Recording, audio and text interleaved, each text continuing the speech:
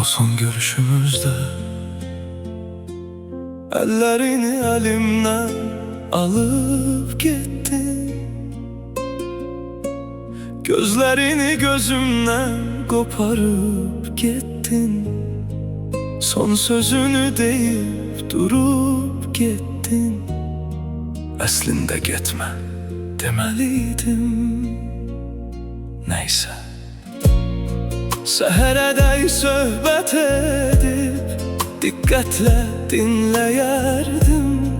Mütləq bir yolun tapıb dərdini həll edərdim. Sən məni bilmirsən ki, getməyi seçmisən get, tutmuram səni. Sabaha oyanmağımın yoxdur səbəbi. Hər şeyimi itirdim, mən də gedirəm. Sənsiz qalan ömrə vida edirəm. Neysə,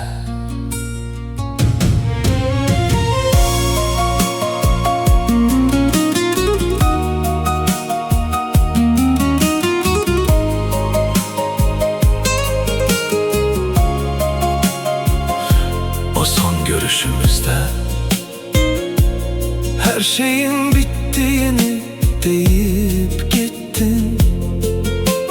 Yaddaşımdan gülüşünü silip gittin. Məni şikəst qoyduğunu bilip gittin. Məni unutma demeliydim. Neyse, sen idin havam, suyum, sabahım, arzularım. Ömrüme yar bildiğim, üstüne titredim.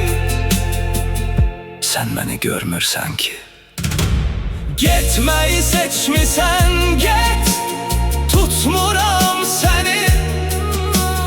Sabaha oyanmağımın yoxdur səbəbi. Hər şeyimi itirdim, mən də gedirəm.